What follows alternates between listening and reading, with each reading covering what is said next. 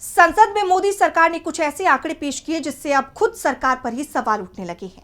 सदन में सरकार ने बताया कि पिछले 5 सालों में कितने भारतीयों ने देश की नागरिकता छोड़ी और ये आंकड़े चौंकाने वाले हैं, जिससे सीधे तौर पर मोदी सरकार के शासन और देश के आर्थिक सामाजिक माहौल पर सवालिया निशान लग गए हैं। तो क्या आंकड़े पेश किए हैं सरकार ने और क्या है ये पूरी खबर, जानेंगे इस रिपोर्ट में। पिछले 5 सालों में लाखों भारतीयों ने देश की नागरिकता छोड़ दी है। ये जानकारी खुद मोदी सरकार ने संसद में दी है।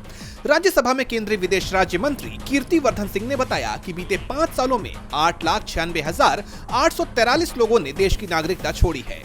ये आंकड़े चौंकाने वाले हैं, जिसने मोदी सरकार के शासन और देश के आर्थिक सामाजिक माहौल पर गंभीर सवाल खड़े कर दिए हैं।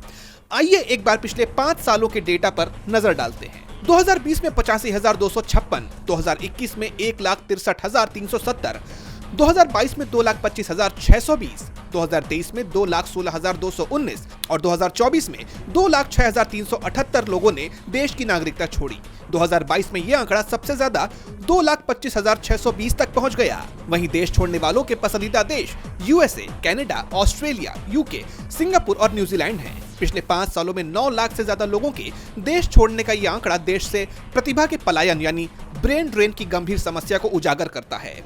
जानकार पूछ रहे हैं कि अगर ये न्यू इंडिया है तो फिर क्यों अवसर, सुरक्षा या बेहतर जीवन की तलाश में हमारे नागरिक देश छोड़ रहे हैं। नागरिकता छोड़ने की वजहों की बात करें तो कई पेशेवर और उद्यमी बेहतर वेतनमान, कम टैक्स और उन्नत अर्थव्यवस्थाओं में बड़े बाजार की तलाश में देश छोड़ते हैं।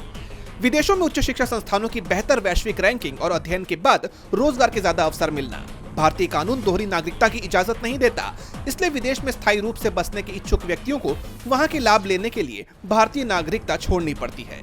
बेहतर एयर क्वालिटी, कम पॉल्यूशन और सामाजिक सुरक्षा प्रणालियां भी एक महत्वपूर्ण कारक है। ये आंकड़े दिखाते हैं कि विश्व गुरु बनने का दावा करने वाली मोदी सरकार के शासनकाल में भारत से हाईली ट्रेंड और इलीट क्लास का एक बड़ा हिस्सा बेहतर संभावनाओं की तलाश में पलायन कर रहा है।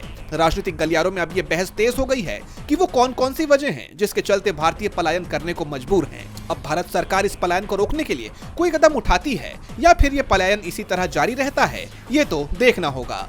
डीबी लाइव की रिपोर्ट।